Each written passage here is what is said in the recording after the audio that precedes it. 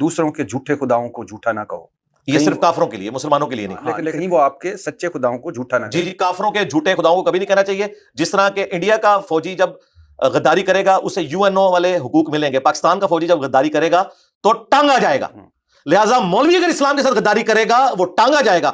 کافروں کے جھوٹے خداؤں کو ہم نے کچھ نہیں کہنا، کیونکہ مولوی ہمارے خدا کے ذریعے ہمیں ڈیسیو کر رہا ہے، ہم اسے بتائیں گے کہ تو فراڈی ہے. یہ فرق آپ نے ذہن میں رکھا. آپ نے دو چیزیں ابھی میں نے نوٹ کی، ایک ذکر کرتے ہوئے آواز آپ کی اتنی اونچی، اور دوسرا فراڈیا.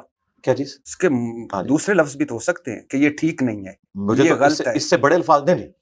فراڈ دین کے ساتھ جو فراڈ کرے اس سے بڑا کوئی فراڈی ہی نہیں ہے. مجھے منافق کہنا چاہیے تھا، میں نے یہ نہیں کہا فراڈی کا.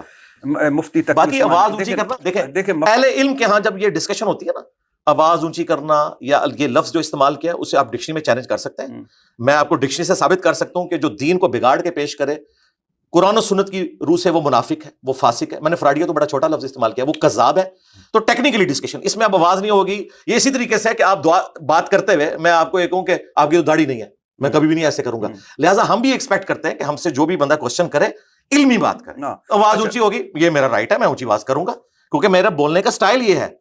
میں عام لیکچرز میں بھی ایسے طریقے سے بولتا ہوں. نیچی آواز میں بھی لاجک اتنا ہی مضبوط ہوتا ہے، دلیل اتنی مضبوط ہوتی ہے. میں ویسے کہہ رہا ہوں آپ کا حق ہے جو آپ کہہ رہے ہیں. آپ مجھے بتائیں حضرت عمر کی جو طبیعت تھی غصے والی، اس کی وجہ سے کیا حضرت عمر فاروق رضی اللہ تعالیٰ کی بزرگی یا ان کی دین کے لیے خدمات ختم ہوگی؟ نہیں، میں یہ نہیں ویسے بتا رہا ہوں، میں یہ بالکل نہیں کہہ رہا. نہیں ہوتی نا، ہر بندے کی طبیعت ہے. اب اگر آپ حضرت عمر کو یہ کہیں کہ تم ابو بکر کی طرح دھیمے ہو جاؤ تو ایسا ہو نہیں سکتا نا.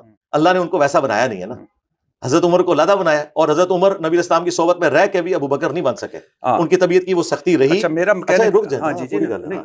حضرت عمر بات بات پہ رسول اللہ کی مجلس میں، بخاری مسلم میں آتا ہے کہ وہ تلوار پہ ہاتھ رکھتے تھے، یا رسول اللہ اجازت دیں اس کا گلا کاٹ دوں. تو کیا یہ اخلاقیات میں آتی ہے چیز؟ قطعاً نہیں آتی، بالکل نہیں آتی.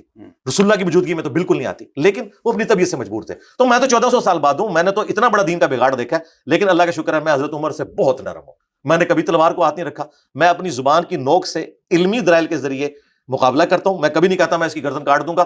خود میں 6 دفعہ مرڈر اٹیمپٹ اپنے اوپر بلکہ 7 دفعہ کروا چکا ہوں. ٹھیک ہے، اللہ کا شکر ہے میں پیسو ریزسٹنس کے اندر بلیو رکھتا ہوں، علمی دلائل سامنے رکھتا ہوں. لیکن قرآن میں یہ بھی تو ہے نا کہ نبی سے اونچی آواز نہ کرو. رسول اللہ کی موجودگی میں بالکل نہیں کریں گے. ہاں بالکل نہیں کریں گے. تو اس سے کچھ اور مطلب بھی تو نہیں، کوئی مطلب نہیں نکلتا. وہ تو تعریف ہے قرآن کی، پھر اگر کوئی مطلب نکالتا ہے تو تعریف ہے. اچھا ٹھیک ہے. اچھا، اور اب اگلی بات بھی میں کروں.